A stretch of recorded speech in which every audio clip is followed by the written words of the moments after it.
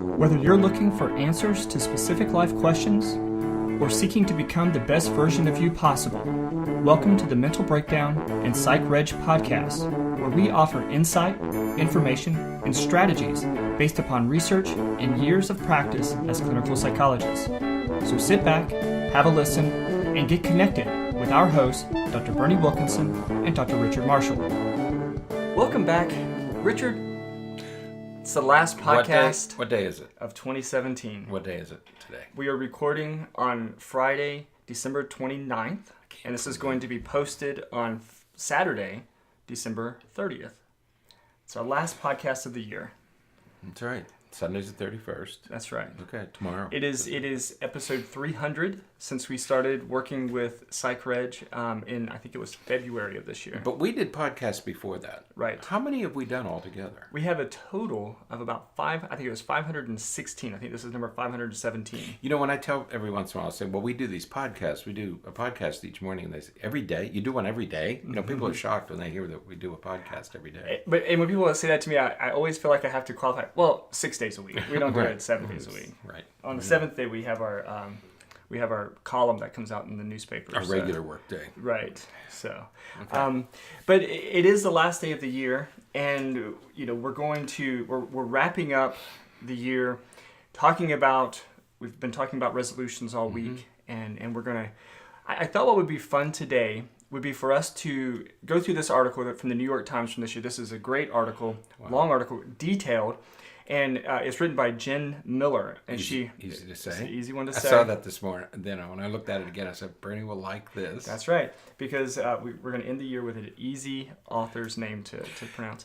This article is really a contribution, though. Yeah, it really is. I mean, it's a little disjointed. Mm-hmm. I mean, the first time I read it, I wasn't sure whether I was reading the same article or because there's some ads. It's all the advertising, right? Yeah. And they interrupt it, but stay with it. You know, we're going to post it. Yeah, we post it on the web, on the website.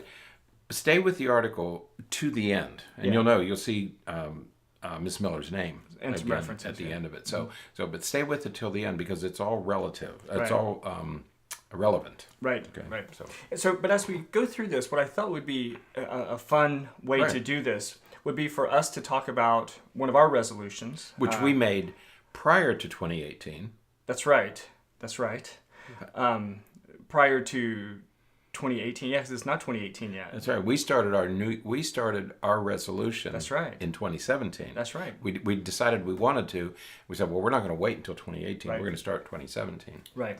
So we're gonna kind of frame it in there. So we'll each sort of identify one of our resolutions, one of our goals for the new year, and then as we go through this, some of her recommendations, we'll talk about how it will apply to us, so that listeners can then hopefully apply it to theirs. You know, because in the past couple of weeks, 2 weeks ago, we did how to plan and organize your resolutions. Right. Last week, we did a series of podcasts on how to make your resolutions, how to be more successful, how to set up your resolutions so you're more successful. And this is something you and I know about. We've studied it from a psychological perspective and from a business perspective about making and keeping resolutions. And I thought I had a pretty good understanding of it. Yeah. But as I applied my resolutions for 2018, I found a lot of information in this article that I was able to use to alter how I'm going to approach my resolutions for 2018. Yeah. So there really is a lot of really good information in this article. Yeah. I like the way she did it because she took information from psychologists, business schools, management experts, and so it's really an eclectic look at this whole process. It's a good comprehensive approach. Right. So we're going to start out in exactly the place where you should start out, and that is to pick the right resolution. Right. So as I said, we'll identify one of our personal or one of our own resolutions, and we'll kind of walk through this process. Right. So what is your resolution? It's funny. I was watching a movie. The TV happened to be on while I was getting ready this morning, and I was watching this movie that had Kirsten Dunst and somebody else on it, and I noticed how they gave this profile shot of each one of them. They were standing at the beach. He was standing behind her. and he was absolutely flat in the front. And I said, that's what I want to look like. Yeah. That's my resolution. Okay. And it was my resolution before I saw that clip. Who's the actor? Kushner, not Trump's. Not Jared. No. I know who you're talking about from that 70s show. Yeah. Ashton it was Ashton Kutcher. Kushner, whatever his name is. Kutcher. Anyway, and I thought, because what my resolution is I'm not a big fan of, I want to lose weight. I want to reshape I want my body to look different. Okay. Okay. And what I want it to be flat. Right. Because I read a book last year written by a physician who has written about, it's called Refuel, about eating the right foods. Yeah. And he said, if you hold your head back, you should be able to look down, and your stomach shouldn't be in the way. Right. When you look down, it should be flat. Right? That's exactly what it should. So I became very aware of this as I was watching people throughout the year, and I said, this guy's got a flat stomach, you know. But most Americans don't have a flat stomach. Right. We bulge at the middle. Okay. So that's what I want. I want to go back to a flat stomach. And I say back to a flat stomach because I used to run regularly. And when I ran all the time, I had a flat stomach. Of course. I mean, most people do if you run 5 or 6 miles a day. But I had to stop running for a while because of surgery. Now I'm back. So my goal is to have this flat stomach. Okay. All right. And I don't know whether... So it's the right resolution for me. It's something I've thought about for a long time. I've had my surgery. I'm back. I'm healthy. And I want to start again. Great. So that's what I want to do. I want a flat stomach. All right. I wrote it down. All right. Reshape body. The one that I'll walk through with us is one that we have been talking about over the past couple of weeks. Right. And that is, I want us to create more content. Right. So we continue with the podcast, but also create additional workshops and presentations and seminars and online books and all of that good stuff. Right. So my resolution is going to be to create more content. Yes. Okay. Just to continue to disseminate information. So as we look at whether or not we picked the right resolution, she recommends the SMART system, which we've talked about before. That's right. So the SMART system is SMART. Right. So it's being specific, measurable, achievable, relevant, and time-bound. Right. So your resolution is pretty specific. Right. Especially if you narrow it down from reshape your body to a flat stomach. Right. That's pretty specific. Yeah, How will it be measurable? Right, because in the beginning of this article, she says there's 3 reasons to know that it's not the right resolution. You know, because my issue was, as I was approaching 2018, tumbling down 2017 and falling into 2018, I thought, what do I really want to accomplish in 2018? I made one decision. About retiring from the university. Yeah. Made that decision. You just completely glossed over that important announcement. That was huge. For me, it's huge because it allows me to spend more time here and to focus my energies. But as I thought about what resolution I wanted to make, I said, what's really important to me? You know, because she says there's 3 little messages that you're headed in, that you're not selecting the right resolution. Right. And the first one is, if it's somebody else's. Right. Somebody else told you should do this. Right. Okay. Too vague. Right. Is the second one. And the second one is too vague, you know. And the third one is not having a realistic plan. Right. Okay. So I thought, okay, what about this flat stomach business? Do I meet those criteria? Right. Yeah, I did. So I met those 3 criteria. So if you want to start, go to those 3. Right. And if you can answer okay to each one of them, then you're on the right track. Right. But then you have to make it SMART. Then it has to meet these criteria. Right. Right. So yours is pretty specific. Yours can be measured. I don't know how to I don't know how to measure it. I want a flat stomach. Is that a smaller waist? Well, it would include a smaller waist. And we could do, I say we, not that I'm going to do this for you, unless you want me to. I'm happy to help. Well, as a matter of fact, at the end of this, she talks about a community. Right. Get a community together. Yeah. So you're going to be part of the community. So we could measure circumference. Girth.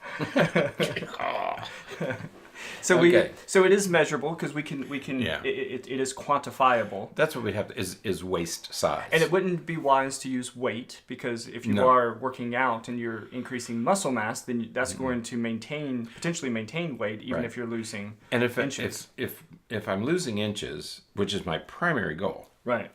the weight is going to go too. Right. I'm not going to have to worry about that. Right. Okay. So But weight fluctuates so much that it's a improper Right. measurement tool. Right. You eat one big meal, even if it's a healthy meal, Right. and it could increase your weight temporarily. Well, I read an article years and years ago. There was a model. Her name, I think it was Verushka. Back in the 60s or 70s. Mm-hmm. Don't say anything. I know what you're thinking. I'm not saying anything. I know. And she would eat all week Right. to maintain her weight, and then on Sunday she would eat a fillet. Mm-hmm. And she would gain like 3 or 4 pounds Yeah. just eating that single meal. Mm-hmm. And then she'd have to spend the rest of the week, getting rid of that. So That's called an eating disorder. it's a terrible thing to do to your body. Yours is certainly achievable. Yes. It is something that can occur over the course of the year. Mm-hmm. It's relevant because Yes. we're walking, you're exercise, so you're It's exercising something more. I really want to do. I mean, Right. it's really relevant to my life. It's something I really want to accomplish. Right. Mm-hmm. And then you have to create a time bound. And that's another challenge that I'm going to have to work on as we work through this morning. Mm-hmm. And this is helpful to walk through it like this. I don't know what my schedule is going to be. Right. Yeah. So, but as far as being generally time bound, we know that right now our current schedule is we're walking 3 mornings a week. Right. We know that within the next few weeks we're going to start some interval jogging Right. to increase the pace and Don't tell my mother and brother that we're going to start jogging because they disapprove. So just don't say anything to anybody. They're not up in the time that we're running anyway. No, nobody else is either. No. We It's passed only 2 five. people this It's only morning. 5 people in Lakeland awake when we are. So as far as being time bound, we do have sort of a structure to Yes. the implementation of strategies to achieve your goal. So Well, we have that, but my goal is to lose, the inches. So inches. right. So we'd have to consider at what pace. Is that's right. I have to collect baseline data. Right. Okay. Right. got So it. that's what we are now. Okay. So the first thing I have to do, in my case, and I don't know whether your case will be this way, but in my case, I'm going to first have to determine how quickly this can happen. Right. Can you lose a 1/4 of an inch a month or a 1/2 inch every day? I don't know. Right. So in my case, we're going to have to collect baseline data to determine what my schedule should be. Right. And what's fantastic about that though, that point is that even while we're collecting baseline data, you're still working towards your goal. We're not pausing and saying, okay, let's not work out for a couple of weeks and collect baseline data. Right. We're saying, okay, we're working, but let's just see where we are, what kind of pace we're at. That's a good point. That no matter what you're going to do, go ahead and start. Yeah. And then you can refine your goal, Absolutely. which you should be doing anyway as you go along. You should be refining it. But yeah, if you have to collect baseline data first, go ahead and start whatever you plan to do. Right. Mm-hmm. Now, in regards to my resolution, creating more content, certainly it's generally specific, relatively specific. We're going to write more, record more, present more. There's not a when it comes to measurable, we'll talk about specific number of content-related things per month, perhaps. We know how much we do the podcast. We do the podcast six mornings a week. Right. So we'll keep that. So we'll maintain that. And so right now, we do the 6 podcasts a week, and we do our article in the Ledger on a weekly basis. So now we're just going to add to those. I used to do those morning musings. Right. Remember those? And some of those I enjoyed doing them. We walk on Monday, Wednesday, and Friday. Mm-hmm. Maybe Tuesday and Thursday would be the morning musings days. Could be. That could be. Absolutely. Okay. Right. And we have our Patreon mission going right now to hopefully be able to recruit somebody to do some of the editing and production work with the recordings so that it can create more time, because our goal is to then create some workshops and things online we're working to get in touch with folks to do workshops and to live audiences and things like that. So, so it is certainly measurable. We can count the number of ones we do per month. It's achievable. We've done all of this before, so we know we can do it. It is absolutely relevant because this is, if anything is our passion, this kind of stuff is our passion. We love this stuff. This is our life. Yes. Right. This is what we do. Right. And time bound. I think that as it relates to being time bound for this sort of professional resolution, what we would maybe decide is how many we would want to do per month. So on a month by month basis, is there a certain number that we would like to generate and say, by it's not going to happen starting next week. We're not going to start having workshops and stuff scheduled next week, but we could, certainly by February we need to have a live audience. Have one scheduled. Okay. By the end of January, we should have another one recorded, so that we can have a web-based workshop posted and ready to go. Our book, part 2. I'm not talking to you about. Is so close. So we're finishing that. So that will be done in January. Because we are.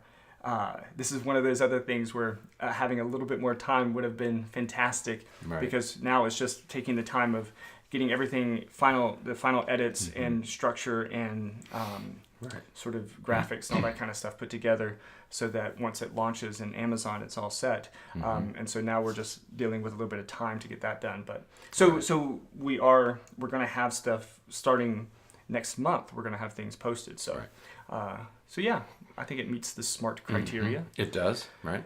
Now, the part 2 that she talks about, the second thing she talks about is creating your plan. Right. This is where it gets. I like plans. Right, but this is where it gets a little more. I almost said technical. It's not. I don't mean technical. It becomes. I guess maybe it's because this is new to me. She talks about the cue and reward system. Right. And I had to slow down when I got to this part because I thought, okay, well, how does mine fit into this? Right. I think that this fits very well. If you remember, and I wanted to go back and look and see the podcast that we did on metacognitive therapy, where you have to think about your anxiety. When you're feeling anxiety, you need to think about your anxiety. What is it trying to tell you? Because I think that I relate that to the cue idea that she has here. When we have bad habits, what is fueling, what is reinforcing that bad habit? So if it's not exercising, if the bad habit is sleeping in and not going for a walk, that's just a very basic one that may be relevant to yours.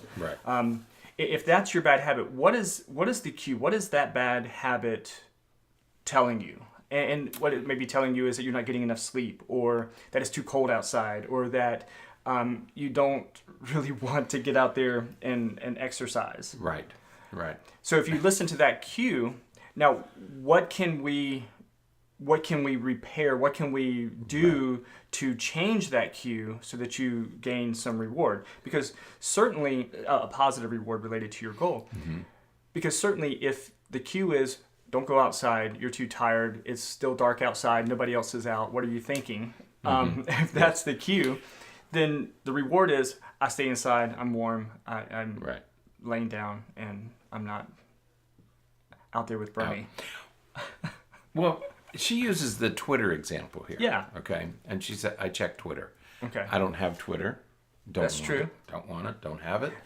Note that. Twitterless. He said that he doesn't want it. I'll explain why in another podcast. Okay. Okay, because I'm gonna put another podcast together about Twitter and other social media. Okay. But I do this with texts. Okay. Right. So you check your text. You're always checking your text to Too see much. if it, right? Okay. And the cue is I'm feeling a little isolated. Right. So I want to reconnect with the world. Right. So I go to my phone and say, well, let's see if anybody's contacted me and is telling me what they had for lunch or something equally important. And so when I feel isolated, my general routine is I check my cell phone. Okay. But when I check my cell phone, it gives me this feeling of being connected. Right. But if you want to change that behavior, right, if I want to stop checking Twitter, and I think that's the goal here, okay, that I can get up and go to talk to a colleague, talk to somebody else. Right. I can get out of my office. Instead of having this private thing with my phone, I can get out of my office and go talk to somebody. a live person. Right, a live person. Right. So the cue, the reward in checking my cell phone for messages is I feel connected to people. Right. Okay. But I don't want to keep checking my cell phone. Right. So I change the routine. Right. You're changing the reward? No, well, I guess the reward would be the same. The reward would be that you still feel connected, but instead of being connected through Twitter, you're connected through interpersonal interactions. You remember we interviewed, oh my gosh, I forgot his name now. He changed his routine from going home and eating chocolate to going to the gym. Yeah. He was using the cue and Our Gaelic footballer. Right. I forgot his name too. Why did you do that to me? You made me forget his name. I know, and I have it on my desktop. But he did that. He used this cue and reward system very effectively because he would get home from teaching and he'd be tired, and so he would, drop down into the sofa and eat chocolate. Right. Okay, and that would sort of revive him. Well, of course, it would revive him because of the caffeine. And so he said, but it was bad for his health, so he began to go to the gym. So the reward was the same. Right. It made him feel better. Right. But he got healthier in the process. Right. Okay. So the way that it works for us is, with your goal, your bad habit for right now perhaps isn't is feeling bad that when you look down, what was the example you used, that it wasn't flat? Yeah, when you look down, you should be able to just see right to the floor. Your stomach, you shouldn't hit, your gaze shouldn't, it should go to the floor. It shouldn't hit your stomach. Right. So the bad habit is sort of body image, maybe. Yeah, because you stand sideways and you got this thing in front of you, this protrude. I mean, it's nasty. So the cue would be, I feel I feel distressed by my body image, or I feel distressed by my body shape. Right. The cue is you feel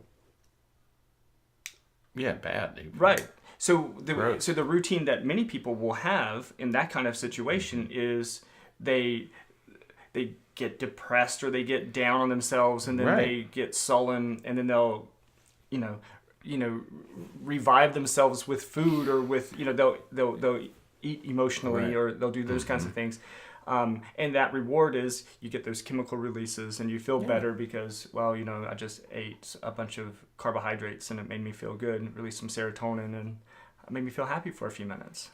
Right. Had some Krispy Kreme donuts and felt good for 10 minutes. But the way to change the behavior would be to get out and get walking. Right. And to do something to address the bad habit or the... And for those of you who are taking on a resolution like the ones we're talking about, the benefits are down the... Yeah. You're not going to feel good every day about all of this. Yeah. The payoff comes later. Yeah. And so you need to be mindful that the payoff is down the road somewhere. Right. And I'm not going to get up every morning and look different. Right. I'm going to look different a month from now or 2 months from now. Right. I'm not going to look different tomorrow morning. Right. But I'm going to have to get out and walk tomorrow morning. Yeah. Okay. And I think that the difference here from the example, because the example, the difference would be the same with my example, is as compared to the Twitter that she uses here, is that it's not a specific behavior that's a bad habit. It's a absence of behavior that's a bad habit. Right. The absence of exercising is the bad habit, or with us the absence of producing more or creating more is the bad habit. And so the cue is sort of a negative feeling about not doing the things that we really want to be doing. That's true, because when I ran every day, you just feel so good about your body because you can do whatever you want. Right. And you can run up and down stairs, and you can run here and run there and play tennis and golf. You do whatever you want to do because you're in complete control of your body. Right. Well, then when you stop doing that and you realize all these limitations, it's so hard to walk upstairs, or it's so hard to do this, or so hard to do that. Right. And I want to get all that back. Right. So I know where I want to be. Right. But getting there is going to be it's going to be a gradual process. It will be. And I anticipate that there will be that I will encounter obstacles along the way because it is a gradual process. Right. And she recommends here the idea and need to make it personal. Right. It's got to work for you. And see, for us, again, we joke often about walking at 4 o'clock in the morning. And people, what are you, that's ridiculous. Right. It works for us. Right. It fits very nicely in our schedule, and it just, that's the time that it can, I can remember we talked about that months ago. We said, well, should we go to a gym, or should we do this, or do it after work or before work? And after considering all 24 hours in the day, we finally settled on 4 o'clock in the morning because that was going to, and it has. Right. It turns out it's been a very easy routine to establish. It has. So making it personal for us. And I like the idea that you had a minute ago. So we walk on Monday, Wednesday, Friday. So perhaps on Tuesday, Thursday would be our content creation days. That's right. And so, get up at the same time. Right. But spend that hour and a half doing writing instead of walking. Right. Because that works for us. Right. That works because that's how we make it personal. Another one of my goals for the year is to, and it's related to this, creating content, is I really want to create a couple of apps. Right. And so, my responsibility right now is I'm trying to figure out time to carve out to learn how to make apps and then create a couple of apps. But it's got to be personal to me. It certainly is relevant because that's something you've been talking about for a long time. So it is relevant. Right. I wish I could. But it has to be it has to fit for you. You have to. When I ran, I tried. I mentioned this morning that I started to train for a triathlon. Right. I was always able to run, but I found swimming and biking much more difficult. It was much more difficult to establish a routine because it took so long. Running always worked for me because it was so easy, and so that became my exercise routine. I tried many other things. I tried going to gyms. I tried swimming. I tried bicycling. But the only thing that really worked for me was running. It was inexpensive. It was easy. I could do it anywhere. I could do it every day. So do something that works for you. Right. Whatever you like to do, whatever you enjoy doing. If you hate going to the gym, if you do it, don't make that a goal. If you do it for 3 or 4 weeks and you still hate it, you're probably never going to enjoy it. Right. So find something that works for you. Right.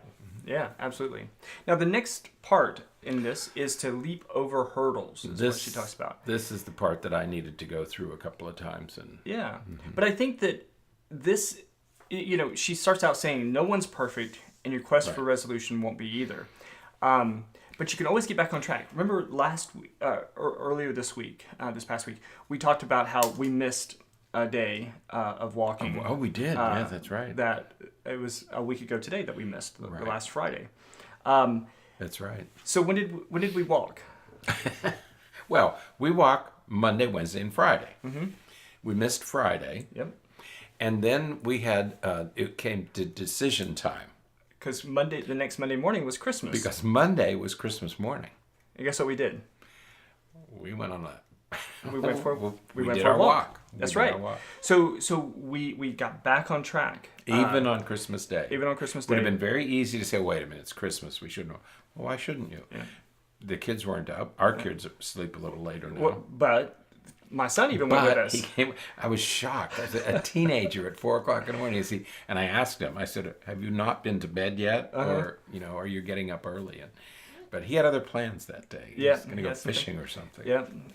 So yes, even if you stumble a little bit, you can get back on track.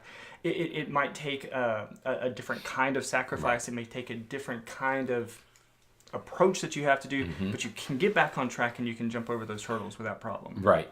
Now, if you scroll down, and I am looking right at the screen, did you read the part about the smaller number? Yeah. That is fascinating. Yeah. Okay.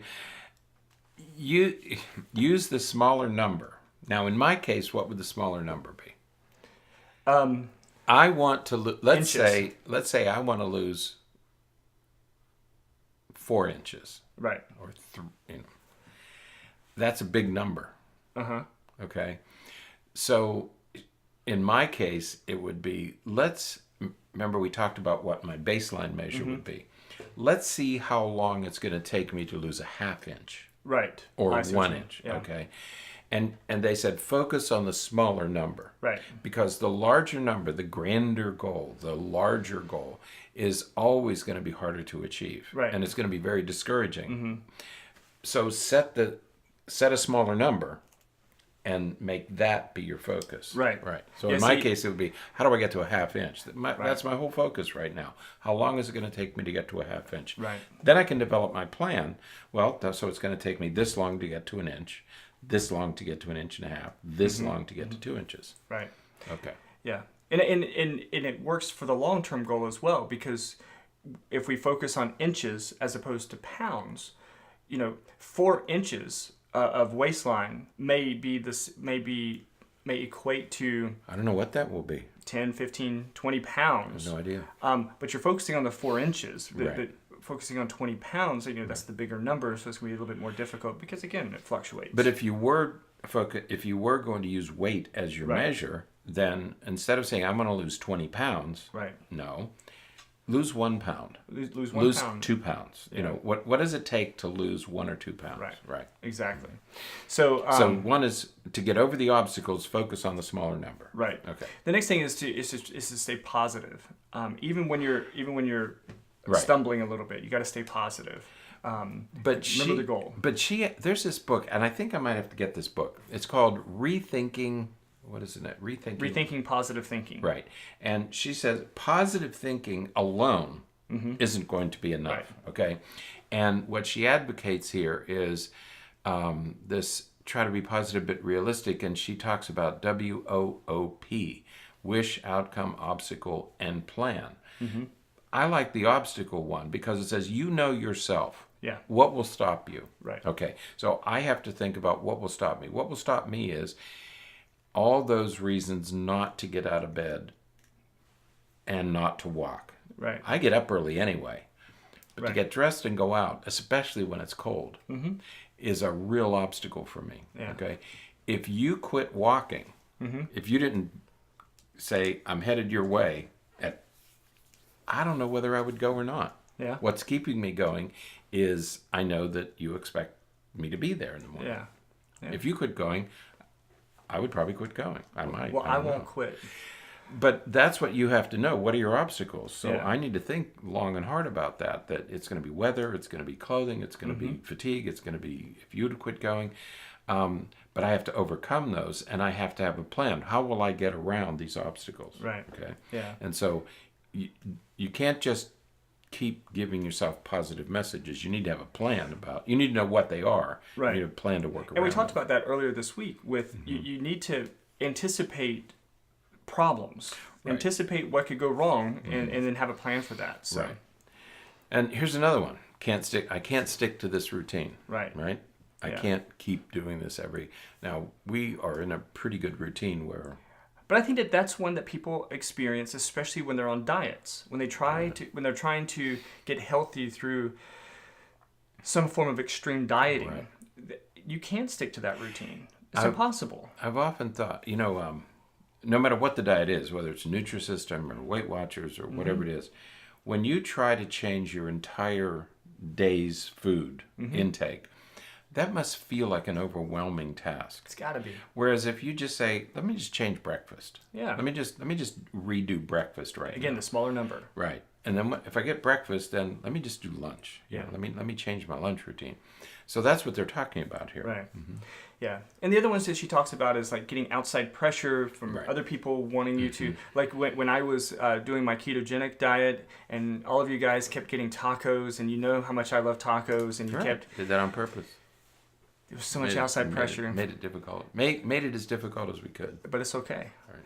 And then the other one is, slipping up. Right. As we've talked about, even if you slip up, you can get back on track and get going again. And you might, don't worry about it if you slip up. Right. We're human. It's going to happen. And we slip up and we miss a day. Mm-hmm. Okay. Well, just get back up, get back on schedule.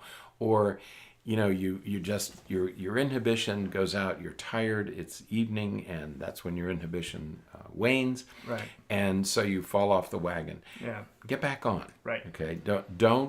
Don't keep going down that road. Just get back up and get back on. And the same will go with, with hurdles associated with, sort of professional plans. When we think about creating more content, there will be times, there are certainly times when we struggle to come up with ideas for the article, for our newspaper column. There are times when we struggle with coming up with ideas for podcasts and things like that. Right. There will be times when that is really challenging. Mm-hmm.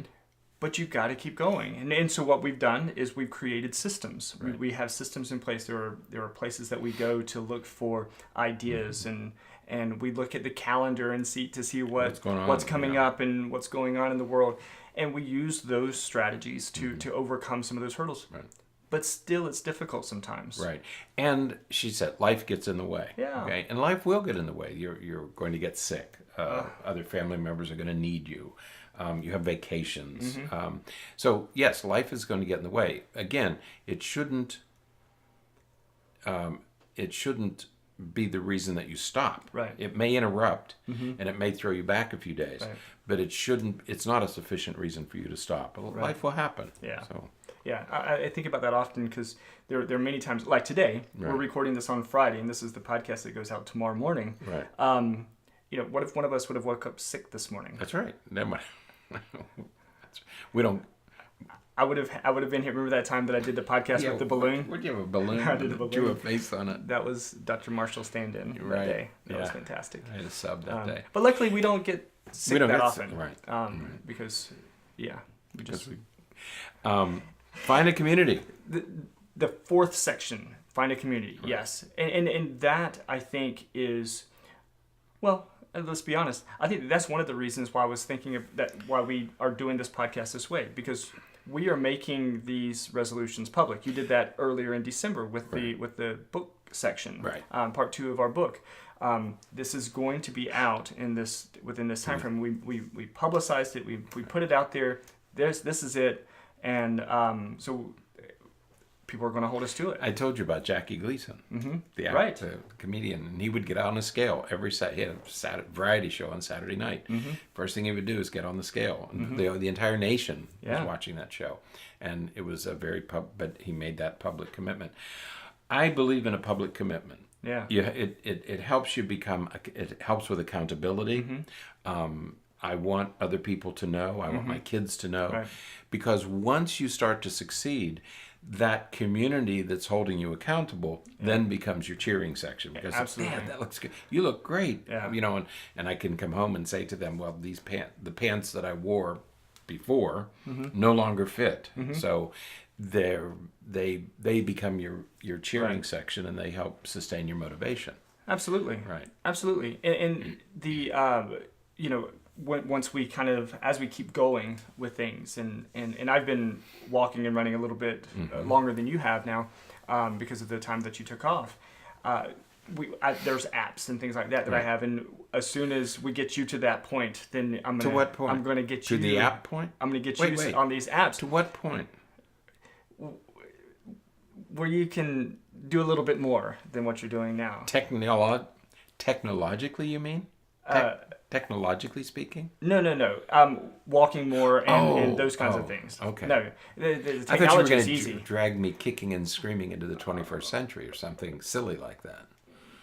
Okay, no, good. But we'll get these apps on your phone. I know. Because what happens is that then we can share goals. We can and we can, even if it's a day that like I can't make it one day and you're going to go, I can still communicate with you through the app and through these things to say, let's go, let's get going. I'm in, we're in the Philippines, so let's go do. Yeah, we'll get kidnapped. We're going to the Philippines in August. Wow, that's so exciting. Yeah, I was.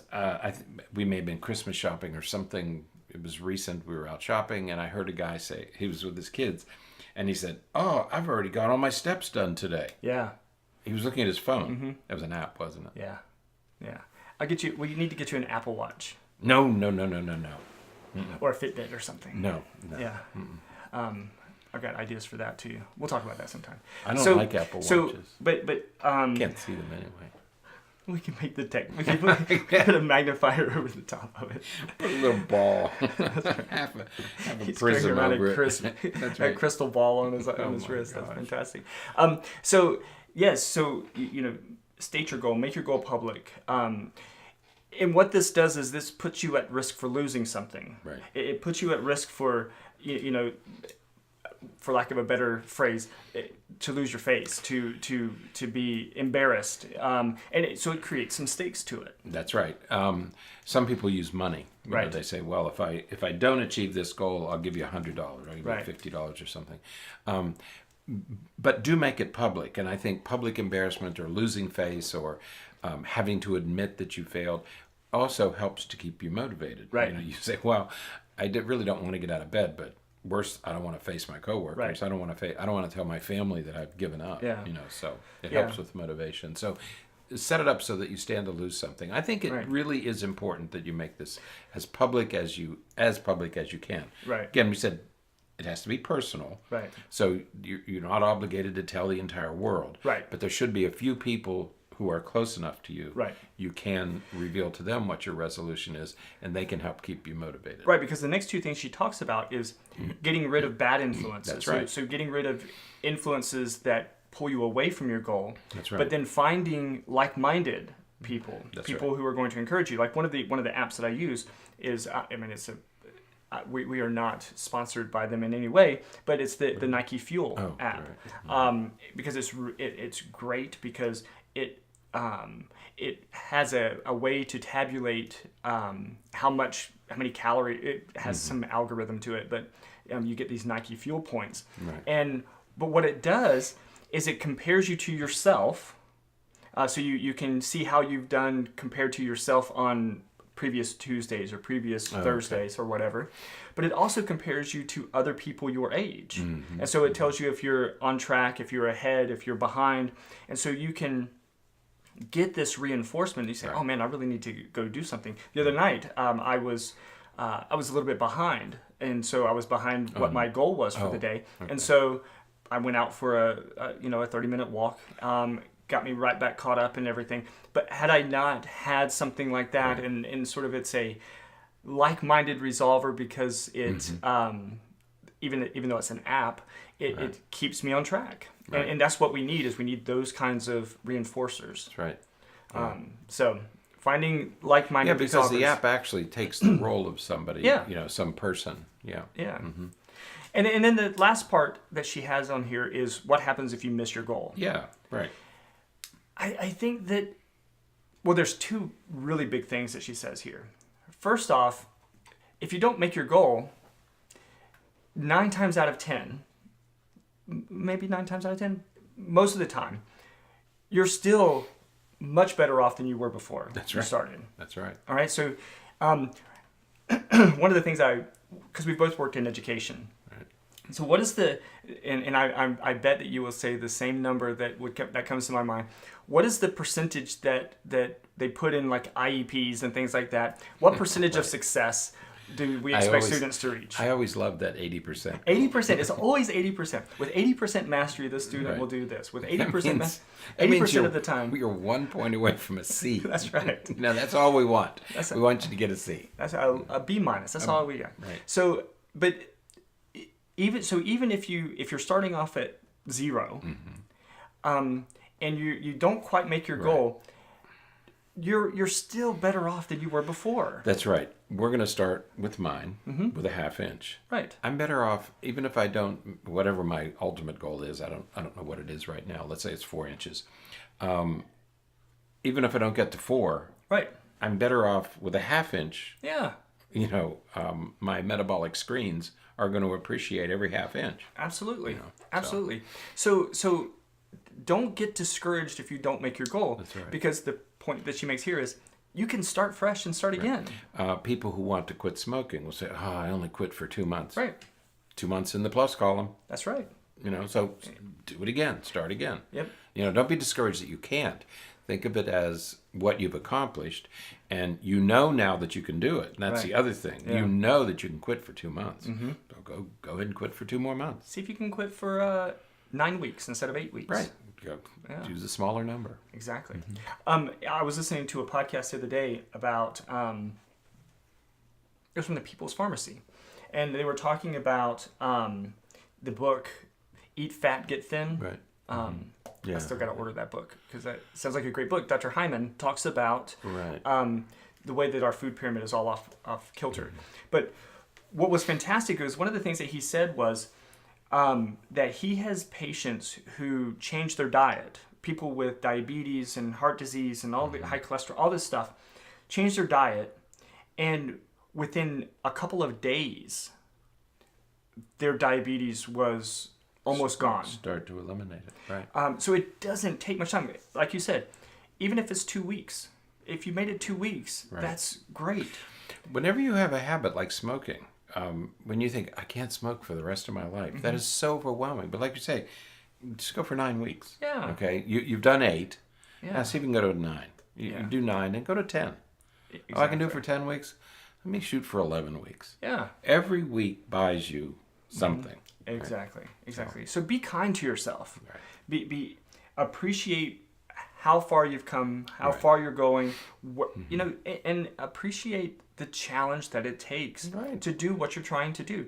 Change is difficult. We're all struggling. I mean, all of us are struggling with it. Right. I mean, whatever you choose to do, it's anytime you want to change a habit, it's going to be a tough road. Right. So make it easy on yourself. Right. That's the solution. Exactly. And we think about the new year because this is the fresh start. We, the numbers on our checks change because we have to write 2018, and we'll keep making that mistake for the first couple It'll be weeks. 2017 until February. That's right. Until the bank doesn't accept our checks enough times that we get so frustrated that we're sure about it. But make sure that you remember that any change is difficult. You're giving something up. Right. We've talked about that before. You're having to sacrifice something to accomplish the goal that you're trying to accomplish. Right. So be kind to yourself. Right. And appreciate it. And if you fall down, get back up and start again. That's right. It's okay to fail. Exactly. Remember, we say that all the time in our practice. It's okay to fail. You're going to learn something. Right. Use that information and move towards success. Absolutely. Okay. So don't worry about failing. Just get up and do it again. All right.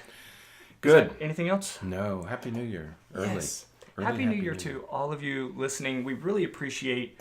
It's been a big year. We've done a lot. We've done a lot of podcasts this year, which has 300. And that's 300 just since February or so when we started with Psychreg, when we joined Psychreg. Our friends in the United Kingdom. That's right. So we have had tremendous growth over the past year. We have. We hope that our followers and subscribers on YouTube and iTunes and all the places that you can get the podcast and everything, we hope that it continues to grow. Please share our links, our contact with other people who might benefit from what we're talking about. Our goal is always to disseminate as much valuable information as we can. We listen to a lot of podcasts and a lot of workshops, and we attend a lot of those things to see what other people are doing. And our goal is to always try to be a step above or a step ahead, because we think that it's through this medium that we can reach the most people to try to help and help you and help others live the best life that they can live. We see patients, but the most we can see is maybe 8 to 10 patients a day. That's right. But through this podcast, we now have 240 something subscribers on YouTube alone, for example. And we just want those numbers to grow, because the more that we can help, the better we feel. Right. We want to grow, and we want to grow with you, and because of you. So please stay in touch, write reviews. Write reviews, rate us, and make sure you're writing to us with questions. Yeah, questions and criticisms. Absolutely. If you don't like my color of my shirt, tell me. I'll change it. Or the fact that you stopped wearing ties. I did. That was a suggestion from a viewer. Yep. Said, hey, maybe you should try this, because he does videos himself and knows something about it, and said, and that was one of his suggestions. Yeah. And I appreciate it. Yeah. So we listen, we try to adjust and adapt, and we've got a few ideas from listeners about podcasts that we're going to be doing over the next couple of weeks. And so, if there are certain topics that you're wanting, write to us, let us know. Sure. I mentioned Patreon earlier, patreon.com. That is hopefully going to be one of our launch pads for a lot of the work that we want to do in 2018, because it's going to hopefully be able to allow us to recruit someone to do a lot of the technical work that is behind the scenes but critical, to make our videos better, to include some graphics and some when we go through lists and stuff, to have those up on the screen for people watching the video, so that you can follow along better, and that it's more relevant to make you. It better. Yeah. Make it better. Always trying to make it better. Nike says just do it. Yeah. We just say make it better. That's right. Make it better. Need t-shirts. Maybe that'll be something else that we do. It's a goal. Resolution. Make some t-shirts. So goal. All right. So that's it. So patreon.com/ End of the year. mental breakdown. Yeah. End of the year. It is. It's been a good year. Boom. All right. So we will see you in 2018. That's the next time. This is it. That's it. It's the last time you're going to see us. Yeah, in and you know what? 2017. We're going to have a podcast going out on January 1st, 2018. Right. You're going to enjoy those. We have a whole week planned. A week is planned about substance abuse. Right. We're going to start out the year talking about substance abuse, something that maybe some because people that's did. one of the resolutions that people Yeah. want. One of the most common resolutions is to reduce those sorts of either a bad habit, smoking, drinking, drug, whatever it is.